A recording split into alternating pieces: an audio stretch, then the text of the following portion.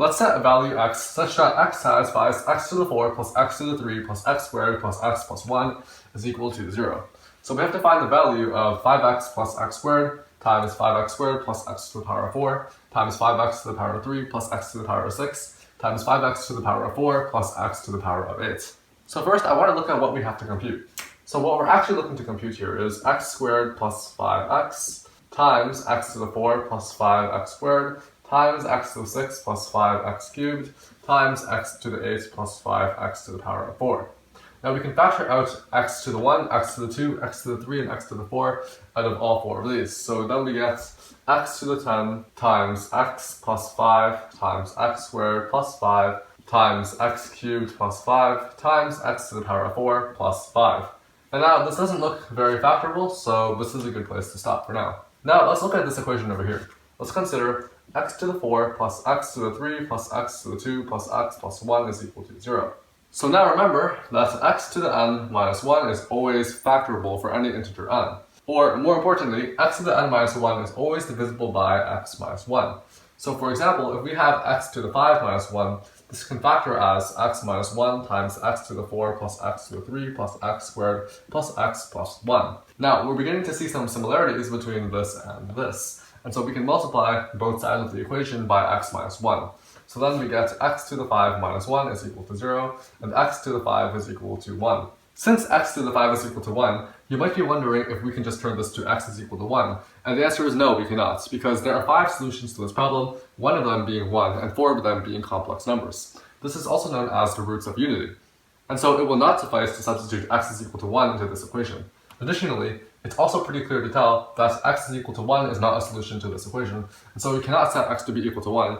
Instead, we set x to be the complex number such that x to the 5 is equal to 1. For more information, search up the roots of unity. It's a really cool concept and it's really useful as well. But anyways, since we know that x to the 5 is equal to 1, we know that x to the power of 10 is equal to 1 squared, which is also equal to 1. And so we can cancel out this x to the power of 10. Now let's start multiplying some terms together here. Because I'm trying to get two terms that are as similar to each other as possible, I'm actually going to choose x plus 5 and x to the 4 plus 5 to multiply, and then x to the 2 plus 5 and x to the 3 plus 5. So let's multiply these two together, and then we will get x to the 5 plus 5x to the 4 plus 5x plus 25. And then here we get x to the 5 plus 5x to the 3 plus 5x squared plus 25. Now again, we know that x to the 5 is equal to 1. So what we're left with here is 26 plus 5 times x to the 4 plus x. And then here we have 26 plus 5 times x to the 3 plus x squared. And so we get 676 plus 130 times x to the 4 plus x plus 130 times x to the 3 plus x squared plus 25 times x to the 4 plus x times x3 plus x squared. Now notice that we can combine these two terms into x to the 4 plus x to the 3 plus x squared plus x. And so we have x to the 4 plus x to the 3 plus x squared plus x is equal to negative 1, moving the negative 1 over to the right hand side. And so now subtracting 130 and then multiplying these two terms together, we then get 676 minus 130 plus 25 times x to the 7 plus x to the 6 plus x to the 4 plus x to the 3.